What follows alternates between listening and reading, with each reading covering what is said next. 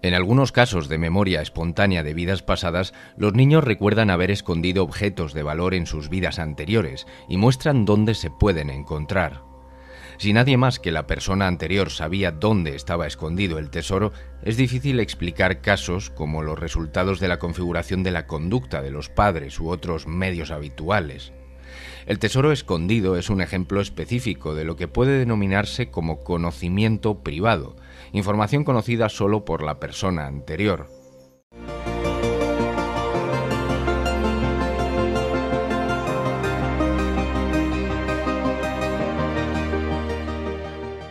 Tesoro escondido es un término introducido por el investigador Ian Stevenson para el dinero u otros objetos de valor que guarda en secreto la persona anterior de un caso de reencarnación en un lugar conocido solo por él o ella, y luego señalado por el sujeto del caso que recuerda la vida de esa persona.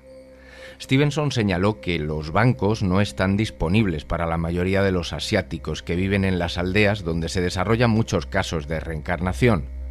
Por esa razón, la gente coloca monedas u otros instrumentos negociables en una botella o en una lata y lo entierran en el suelo, lo esconden en una pared o lo esconden de alguna otra forma. A menudo no le dicen a nadie más dónde han colocado estos activos hasta poco antes de morir, pero a veces pasan sin haber informado a nadie más. En los casos de Mahmood Eiki y Kuldeep Singh, los sujetos especificaron escondites de armas que los demás desconocían. En un caso chino del siglo III después de Cristo, un niño de 5 años le pidió a su niñera un anillo de oro con el que solía jugar. La niñera le dijo que nunca había tenido tal cosa, por lo que se acercó a una morera cerca de la pared de un vecino y sacó un anillo de oro. La vecina, sorprendida, anunció que su hijo fallecido había perdido el anillo. El investigador indio Keyes Rawat ha investigado 23 casos en los que los sujetos revelaron conocimiento de algunos objetos ocultos, generalmente dinero u ornamentos. En términos más generales, el tesoro escondido es una variedad específica de lo que se denomina conocimiento privado. Otro ejemplo es el caso estadounidense de Rylan O'Banion, informado por el investigador James Matlock. Rylan recordó estar sentada en un columpio en la cochera de su casa, hablar por teléfono y ver un avión accidentado que se acercaba a ella. Ella le dijo a Matlock que pensó que había sido electrocutada por la línea telefónica. Cuando el cuerpo de la persona anterior fue recuperado del piso de la cochera, estaba completamente carbonizado y por lo tanto no se pudo determinar la causa de la muerte. Una electrocución es consistente con los hechos conocidos y con el informe de la autopsia de la persona anterior. Sin embargo, estos detalles no se informaron en ninguna parte, impresos, y eran desconocidos para cualquier otra persona, por lo que si son ciertos, provienen del conocimiento que solo la persona anterior poseía. Un niño druso sirio fue el primero en mencionar un tesoro literalmente enterrado en el siglo XIX. El médico John Wortabeth contó la historia, una de las muchas incidencias de recuerdos de vidas pasadas de las que escuchó durante su estancia en Siria. Un niño de un pueblo de montaña afirmó que había vivido antes como un hombre rico en Damasco. Cuando lo llevaron a esa ciudad, se dirigió a una casa donde reconoció a varias personas, entre ellas una mujer que dijo que era su viuda. Después de hablar un rato de sus recuerdos, de convencer a la familia anterior de que efectivamente había sido su marido y su padre, le preguntó a la viuda si había encontrado el dinero que había enterrado en el sótano. Cuando ella dijo que no, él se abrió paso hasta allí y lo desenterró. Se encontró que era exactamente la cantidad y en las mismas connotaciones que él había dicho. Por otro lado, en la década de 1920, un abogado indio, K.K.N. Sahai, publicó informes de 7 casos de reencarnación que había investigado. Uno de ellos fue el de Vishwanath, cuyo caso no había sido resuelto antes de conocerlo y pudo registrar las declaraciones del niño sobre la vida anterior antes de verificarlas. Sahai llevó a Vishwanath de regreso a la ciudad donde dijo que había vivido y localizaron a su familia anterior. Las cosas que el chico había estado diciendo resultaron ser correctas para un hombre llamado Lakshmi Narain. Lakshmi Narain había heredado una fortuna y había sido un gran libertino juerguista antes de morir de una enfermedad a los 30 años. Stevenson volvió a investigar este caso en la década de 1960 y lo expuso bajo el nombre de Bishen Chan Kapoor. Se enteró de que el padre de Lakshmi Narain le había mostrado dónde había dejado un gran alijo de monedas de oro antes de morir, pero Lakshmi Narain no había transmitido esta información antes de su propia muerte. A Stevenson le dijeron que Bishop Chan llevó a su madre de la vida anterior a la habitación en la que más tarde se encontraron las monedas, aunque no está claro que señalase el lugar exacto en el que estaban escondidas. Otro caso de relevancia fue el de la niña india Shanti Devi, que se hizo famosa en la década de 1930 por sus recuerdos de vidas pasadas, cuya veracidad fue probada por un comité gubernamental designado por Mahatma Gandhi. Había hablado mucho de su vida como una mujer llamada Lukdi Devi y su padre le había confirmado sus recuerdos a través de correspondencia, pero no había estado en el pueblo donde dijo haber vivido. El comité la acompañó allí para que pudieran observar sus reacciones. Shanti Devi reconoció a varias personas conocidas por Lukdi Devi. Ella abrió el camino a la antigua casa de Lukdi y demostró que estaba familiarizada con su interior. Mientras estaba en la casa dijo que le mostraría dónde había escondido el dinero. Fue a la antigua habitación de Lukdi e indicó una tabla del suelo que estaba suelta. Cuando la levantó, esta tabla reveló una cavidad profunda que resultó estar vacía. Allí había depositado 150 rupias, y su esposo de la vida anterior admitió más tarde que había descubierto el dinero después de la muerte de Lukdi y que lo había recuperado. La sorpresa final fue cuando Shanti Devi convenció al esposo de Lukdi Devi de su identidad, al demostrarle la posición especial que había adoptado al concebir a su hija, todo esto debido a la artritis que padecía. En el mismo estudio, otra niña india, Savitri Devi Pathak, recordó que había enterrado dinero cerca de un desagüe en su antigua casa. Cuando fue allí, señaló correctamente el lugar donde se había escondido el dinero, aunque había sido descubierto y desenterrado después de la muerte de la persona. Stevenson entrevistó a 2 testigos de este evento. Por otro lado, en la década de 1960, el escritor indio Swami Krishnanand vio a un niño de 10 años sin antecedentes médicos convulsionar y caer al suelo después de una conferencia sobre las virtudes de una vida correcta. Cuando el niño se levantó, estaba en trance y en ese estado abrió el camino a lo que dijo que era su casa. Reconoció a la mujer que llegó a la puerta como su esposa y respondió preguntas suficientes para convencerla de su identidad. Indicó dónde la persona anterior había escondido algo de dinero en un pilar junto a la puerta. Cuando la mujer se fue a buscar refrigerios para sus visitantes, el niño salió de su trance sin darse cuenta de lo que había dicho ni lo que había pasado.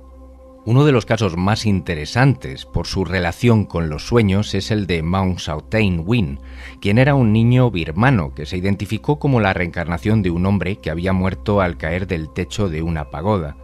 Saotain recordó el nombre del hombre y detalles suficientes para rastrear a su familia, y se encontró que sus recuerdos de la vida del hombre eran correctos en todos los aspectos. Además, afirmó recordar el periodo entre la muerte y el renacimiento. Dijo que durante este intermedio se le apareció a la viuda del hombre en un sueño y le comunicó dónde había dejado el dinero envuelto en un pañuelo blanco. La viuda confirmó que había tenido tal sueño, que incluía el detalle de que el pañuelo estaba en una caja que contenía cestería, lo que la llevó a buscar y encontrar el dinero en ese preciso lugar. Todos los casos anteriores fueron cuidadosamente observados e investigados, y no hay ninguna buena razón para dudar de que eso no sucedió de esa forma. Esto no es cierto en todos los casos y hay que tener cuidado. Un caso que lamentablemente recibió mucha atención en Internet y en las redes sociales es el siguiente. La historia apareció por primera vez en un libro del escritor alemán Trutz Hardo, quien dice que se enteró por un médico que trabajaba en los altos del Golán, en Israel. Según el cuento, nació un niño druso con una marca que se extendía desde la parte superior de la frente hasta el centro del cráneo. Cuando tenía 3 años, le dijo a su familia que era el resultado de haber sido golpeado con un hacha en su vida anterior. Nadie en su aldea había oído hablar de tal asesinato, pero suponiendo que había ocurrido cerca, un grupo partió con él en un recorrido por la zona unos meses más tarde. Cuando llegaron a cierta aldea, el niño dijo que era donde había vivido. De repente recordó el nombre de su vida pasada y el nombre del hombre que lo había matado. Un anciano reconoció el nombre que se dio a sí mismo como el de un hombre que había desaparecido 4 años antes. El niño abrió el camino hacia su antigua casa. Se acercó a un hombre de la multitud que se había reunido a su alrededor y lo acusó de ser el asesino. El niño agregó que sabía dónde había enterrado el cuerpo y lo condujo hasta un montón de piedras en un campo. Un esqueleto fue descubierto debajo de las piedras y el asesino confesó el crimen. El niño luego señaló dónde estaba enterrada el hacha y también se encontró donde dijo que estaba. Sin embargo, las investigaciones de las autoridades drusas no arrojaron nada parecido. Entonces, ¿qué sucede con la historia? ¿Todo esto ha sido inventado o de dónde ha salido? El poder de esta historia deriva de que el niño muestra la ubicación del esqueleto y el hacha, que nadie más que el asesino y su víctima habrían conocido, la víctima en el supuesto de que hubiese observado la escena después de la muerte. El problema es que este caso está copiado de varios casos de reencarnación documentados que ni siquiera pertenecen al país en cuestión, y obviamente se basa en ellos. El problema de estos solapamientos es que pueden dañar de forma seria la consideración que se tiene sobre todas estas investigaciones en su conjunto, tanto las serias como las que no lo son. Ahora observemos acerca de la visión de los escépticos con respecto a los casos serios. Los escépticos de los casos de reencarnación a menudo alegan que los padres moldean el comportamiento de sus hijos para que se adapte a sus creencias preconcebidas sobre la reencarnación. Sin embargo, ese argumento es problemático cuando se aplica a casos de tesoros escondidos. Cuando nadie sabe dónde estaban los objetos de valor de los que hablaban los niños, es difícil entender la base sobre la cual los padres podrían guiar las declaraciones y comportamientos de sus hijos.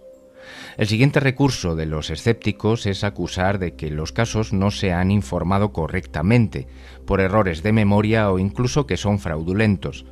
Sin embargo, la mayoría de estos casos de tesoros ocultos fueron investigados y documentados por observadores externos. La investigación reveló que la historia del niño druso en los altos del Golán carecía de fundamento, pero varios de los otros casos han resistido el escrutinio.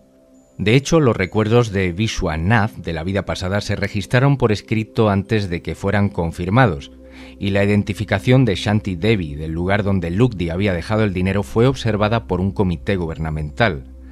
Krishnanand también observó personalmente al niño que identificó el lugar donde había escondido el dinero en su vida anterior antes de completar el registro investigativo. Cuando se demuestra que todas las explicaciones normales son insostenibles como hipótesis para los casos de reencarnación, algunos críticos recurren a otras alternativas, digamos, paranormales. Quizás los niños que identifican dónde se esconden los objetos de valor los han localizado a través de la clarividencia. Sin embargo, no es fácil ver cómo la clarividencia ayudaría en varios casos de este tipo. Sunita Singh recordó haber enterrado dinero en un campo, pero no pudo decir con precisión dónde. Estos casos proporcionan más evidencia de recuerdos de vidas pasadas que aquellos en los que se encontraron objetos de valor después de que los niños habían dado la ubicación del escondite, porque es menos fácil de explicar apelando a la clarividencia. Si los niños se hubieran dado cuenta de la ubicación de los objetos de valor a través de la clarividencia, no se esperaría que tuvieran impresiones vagas o erróneas del lugar exacto. De manera similar, no esperaríamos que los niños no supieran que el dinero se había retirado después de la muerte de la persona anterior, como en los casos de Shanti Devi y Savitri Devi. Si los casos de tesoros ocultos representan verdaderos recuerdos de vidas pasadas, son ejemplos de algo que los investigadores como Stevenson han denominado asuntos pendientes. Stevenson notó que muchos casos en su gran colección de la Universidad de Virginia tenían evidencia de algún tipo de asunto pendiente o en curso. El deseo de comunicarse con las viudas u otros familiares en los lugares donde se han escondido objetos de valor es una forma en que esto se manifiesta. Es importante destacar que este deseo demuestra que la psicología de la persona anterior puede ser un factor para explicar por qué los recuerdos de vidas pasadas se imponen en la conciencia de un sujeto de un caso, contrariamente a la idea propuesta por algunos críticos de que el motivo de la memoria de vidas pasadas recae enteramente del lado del sujeto del caso.